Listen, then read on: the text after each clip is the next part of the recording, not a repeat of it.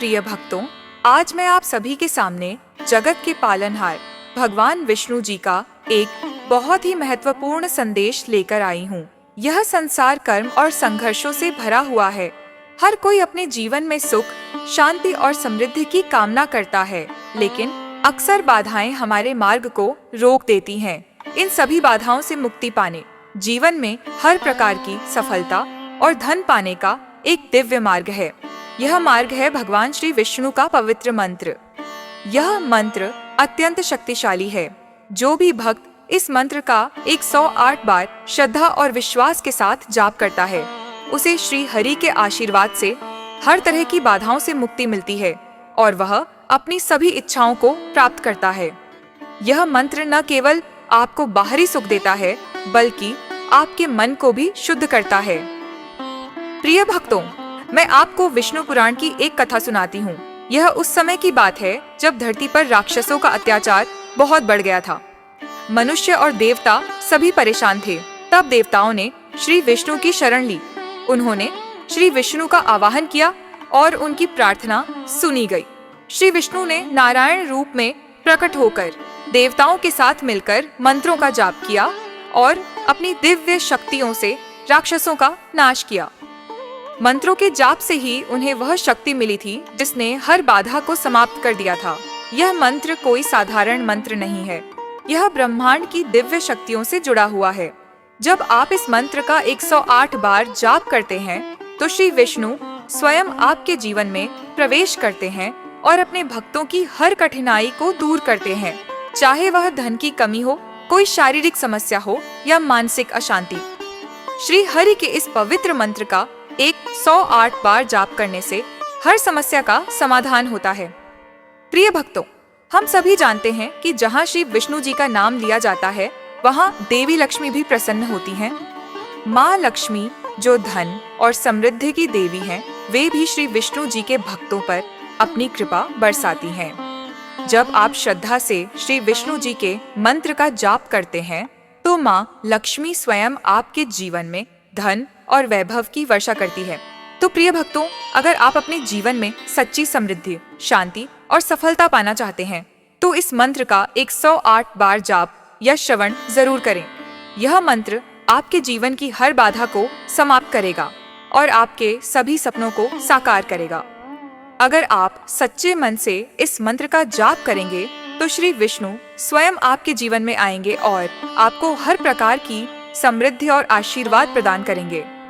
जब आप इस मंत्र का जाप करेंगे, तो आपके जीवन में अद्भुत परिवर्तन आएंगे। आपका स्वास्थ्य उत्तम होगा, आपके धन में वृद्धि होगी और आपको मानसिक शांति प्राप्त होगी। तो प्रिय भक्तों, आज से ही श्री विष्णु जी के इस मंत्र का 108 बार जाप या श्रवण करना शुरू करें। भगवान विष्णु जी का आशीर्वाद सदा आपके साथ रहेगा।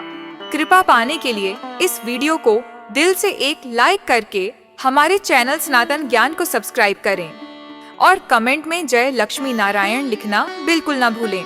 तो चलिए हमारे साथ इस मंत्र का स्मरण करिए। ओम कृष्णाय वासुदेवाय हरये परमात्मने प्रणतः क्लेशनाशाय गोविन्दाय नमो नमः। ओम कृष्णाय वासुदेवाय हरये परमात्मने प्रणतः क्लेशनाशाय गोविन्दाय नमो नमः। ओम कृष्णाय वासुदेवाय हरये परमात्मने प्रणतः क्लेशनाशाय गोविन्दाय नमो नमः। ओम कृष्णाय वासुदेवाय हरये परमात्मने प्रणतः क्लेशनाशाय गोविन्दाय नमो नमः। ओम कृष्णाय वासुदेवाय हरये परमात्मने प्रणतः क्लेशनाशाय गोविन्दाय नमो नमः। ॐ कृष्णाय वासुदेवाय हरये परमात्मने प्रणतः क्लेशनाशाय गोविन्दाय नमो नमः। ॐ कृष्णाय वासुदेवाय हरये परमात्मने प्रणतः क्लेशनाशाय गोविन्दाय नमो नमः। ॐ कृष्णाय वासुदेवाय हरये परमात्मने प्रणतः क्लेशनाशाय गोविन्दाय नमो नमः। ॐ कृष्णाय वासुदेवाय हरये परमात्मने प्रणतः क्लेशनाशाय गोविन्दाय नमो नमः। ॐ कृष्णाय वासुदेवाय हरये परमात्मने प्रणतः क्लेशनाशाय गोविन्दाय नमो नमः। ॐ कृष्णाय वासुदेवाय हरये परमात्मने प्रणतः क्लेशनाशाय गोविन्दाय नमो नमः। ॐ कृष्णाय वासुदेवाय हरये परमात्मने प्रणतः क्लेशनाशाय गोविन्दाय नमो नमः। ॐ कृष्णाय वासुदेवाय हरये परमात्मने प्रणतः क्लेशनाशाय गोविन्दाय नमो नमः। ॐ कृष्णाय वासुदेवाय हरये परमात्मने प्रणतः क्लेशनाशाय गोविन्दाय नमो नमः। ॐ कृष्णाय वासुदेवाय हरये परमात्मने प्रणतः क्लेशनाशाय गोविन्दाय नमो नमः। ॐ कृष्णाय वासुदेवाय हरये परमात्मने प्रणतः क्लेशनाशाय गोविन्दाय नमो नमः। ॐ कृष्णाय वासुदेवाय हरये परमात्मने प्रणतः क्लेशनाशाय गोविन्दाय नमो नमः। ॐ कृष्णाय वासुदेवाय हरये परमात्मने प्रणतः क्लेशनाशाय गोविन्दाय नमो नमः। ॐ कृष्णाय वासुदेवाय हरये परमात्मने प्रणतः क्लेशनाशाय गोविन्दाय नमो नमः। ॐ कृष्णाय वासुदेवाय हरये परमात्मने प्रणतः क्लेशनाशाय गोविन्दाय नमो नमः। ॐ कृष्णाय वासुदेवाय हरये परमात्मने प्रणतः क्लेशनाशाय गोविन्दाय नमो नमः। ॐ कृष्णाय वासुदेवाय हरये परमात्मने प्रणतः क्लेशनाशाय गोविन्दाय नमो नमः। ॐ कृष्णाय वासुदेवाय हरये परमात्मने प्रणतः क्लेशनाशाय गोविन्दाय नमो नमः। ॐ कृष्णाय वासुदेवाय हरये परमात्मने प्रणतः क्लेशनाशाय गोविन्दाय नमो नमः। ॐ कृष्णाय वासुदेवाय हरये परमात्मने प्रणतः क्लेशनाशाय गोविन्दाय नमो नमः। ॐ कृष्णाय वासुदेवाय हरये परमात्मने प्रणतः क्लेशनाशाय गोविन्दाय नमो नमः। ॐ कृष्णाय वासुदेवाय हरये परमात्मने प्रणतः क्लेशनाशाय गोविन्दाय नमो नमः। ॐ कृष्णाय वासुदेवाय हरये परमात्मने प्रणतः क्लेशनाशाय गोविन्दाय नमो नमः। ॐ कृष्णाय वासुदेवाय हरये परमात्मने प्रणतः क्लेशनाशाय गोविन्दाय नमो नमः। ॐ कृष्णाय वासुदेवाय हरये परमात्मने प्रणतः क्लेशनाशाय गोविन्दाय नमो नमः।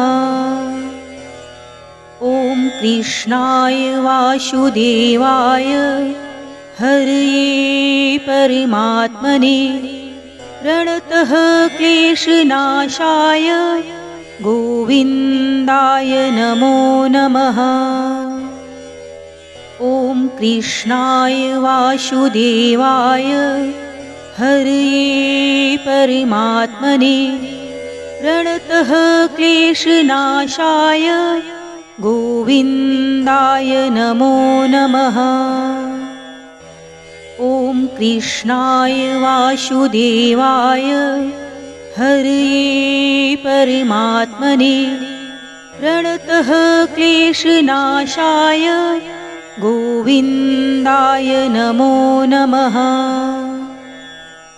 ॐ कृष्णाय वासुदेवाय हरये परमात्मने प्रणतः क्लेशनाशाय गोविन्दाय नमो नमः। ॐ कृष्णाय वासुदेवाय हरये परमात्मने प्रणतः क्लेशनाशाय गोविन्दाय नमो नमः। ॐ कृष्णाय वासुदेवाय हरये परमात्मने प्रणतः क्लेशनाशाय गोविन्दाय नमो नमः। ॐ कृष्णाय वासुदेवाय हरये परमात्मने प्रणतः क्लेशनाशाय गोविन्दाय नमो नमः। ॐ कृष्णाय वासुदेवाय हरये परमात्मने प्रणतः क्लेशनाशाय गोविन्दाय नमो नमः। ॐ कृष्णाय वासुदेवाय हरये परमात्मने प्रणतः क्लेशनाशाय गोविन्दाय नमो नमः।